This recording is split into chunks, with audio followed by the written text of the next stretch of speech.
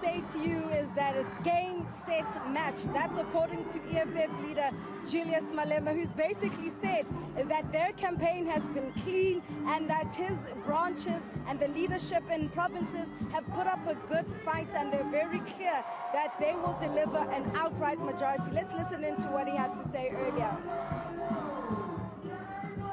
It has been received well by the voters of South Africa, and we are sure that the EFF will record a decisive victory on the 1st of November.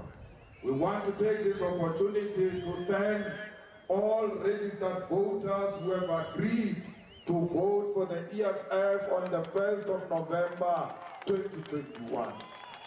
We are not entitled to your votes.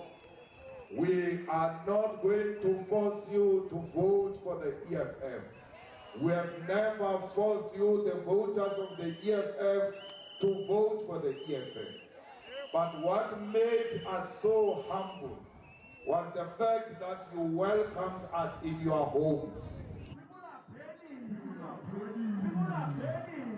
Stephen, also the EFF leader really saying that the country has had enough time to assess and see whether or not the ANC has provided them with evidence that they are able to deliver on the promises that they make. He's hit out on the issues of housing, water and electricity. In fact, the leader of the Red Beret saying that he is willing to make a pledge with political parties to agree that they'll set aside their political differences and put aside their party political colors when it comes to issues such as water, electricity and basic service delivery that are considered as human rights. He even spent time speaking on the issues of Hammanskraal, saying that the Human Rights Commission has consistently written reports on the dire situation of drinking water in that area, and he says it's no longer an issue that is meant to be used and bandied about during the election campaign trail, but should actually be taken seriously. Also,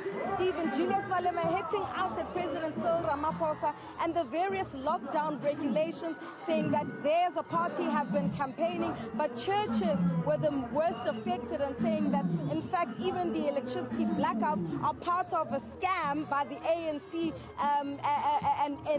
and that's why it was so important for Pravin Gordhan to come and say that we won't have load shedding on voting day because of the suspicions that they would have wanted to swap out the ballots. Let's listen to what Julius Malema said in that regard.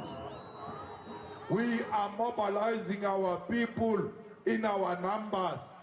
People come to our rallies in big numbers. Cyril Ramaphosa, the devil, will be speaking in Soweto and will be addressing people in their numbers today. Yet ZCC cannot meet in the same numbers the political parties are meeting.